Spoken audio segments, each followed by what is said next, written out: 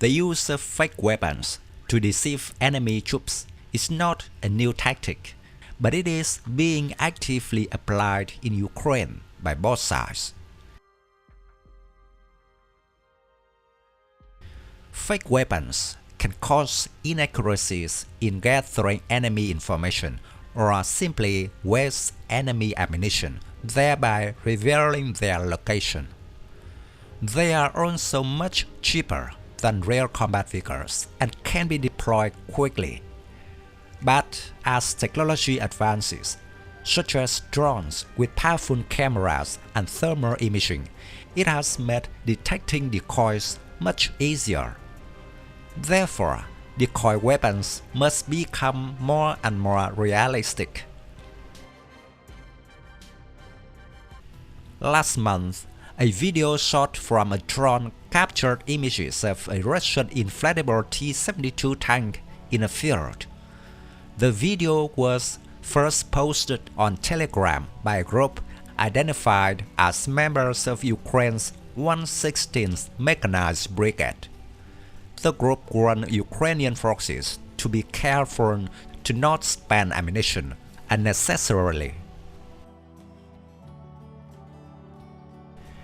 Many other fake weapons have been deployed by Russia to deceive Ukraine. This is part of a tactic Maskirovka, which is a military doctrine developed in the early 20th century. The doctrine covers a broad range of measures for military deception, from camouflage to denial and deception.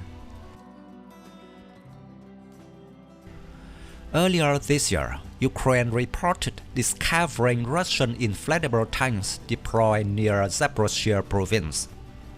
Moscow forces have also developed fake MiG-31 fighter jets, S-300 missile systems, and even radar stations. In response, Ukraine is also using Russia's own tactics to deal with it. For example, late last year, Ukraine began placing good and high-mobility artillery systems, or HIMARS, on the battlefield. A senior Ukrainian officer told the Washington Post that Russia wasted much more valuable caliber cruise missiles trying to destroy the fake weapons. The Telegraph reported that imitation versions of the American M777 artillery, German-made Leopard 2 tanks, Berg surface-to-air missile launchers, and Soviet-era radar systems were all brought to the battlefield by Ukraine. The Telegraph estimates such models are only worth around £800. By comparison, some of the weapons the West sent to Ukraine cost at least around £3 million, while the missile used by Russia to destroy them costs up to £5 million. In another report, Russia is painting the silhouettes of its prized Tu-95MS strategic bombers at its main bomber base as a decoy. Satellite imagery obtained by the war zone shows the two-dimensional painted decoys on the tarmac of the Angers 2, a strategic bomber base east of Saratov in Russia. The newly pictured decoys appear to also have what looks like car tires predicted on them, suggesting that they have tried hard to make them appear realistic. In general, both Ukraine and Russia have demonstrated the ability to build fake systems, but have also gained a lot of experience in target identification. This creates a greater challenge and places higher demands on both sides. Technological developments are making it more difficult to create real fakes.